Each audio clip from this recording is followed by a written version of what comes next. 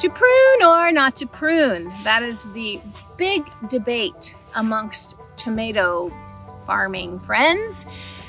Do you prune suckers or do you not? So what is a sucker? A sucker is where there is two branches of the tomato growing, and then this third little one decides to shoot out the middle. It's like a 90-degree angle, and you've got a little guy just coming in through the middle, and that will be another branch to the tomato, which eventually means could be more tomatoes, more flowers, etc. So really, you need to know what variety of tomatoes you have planted.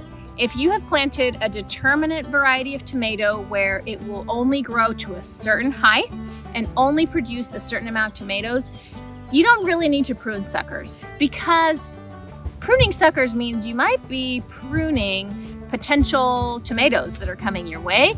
And since that plant is not going to keep on giving all season long, you really don't want to cut back on its production. So a lot of times people will leave it.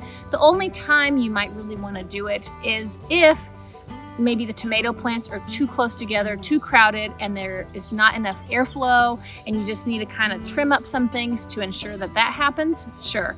But for the rule of thumb, if you planted a determinate variety, you don't need to go crazy on the trimming back.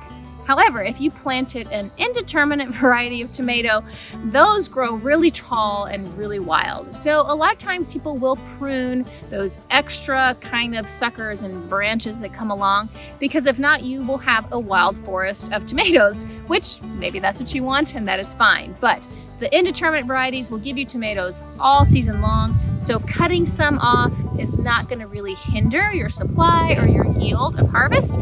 So just keep that in mind next time you hear someone saying, I prune my suckers all the time. You let them do that. You determine what is best for you and your garden, but those are just some thoughts when it comes to pruning suckers.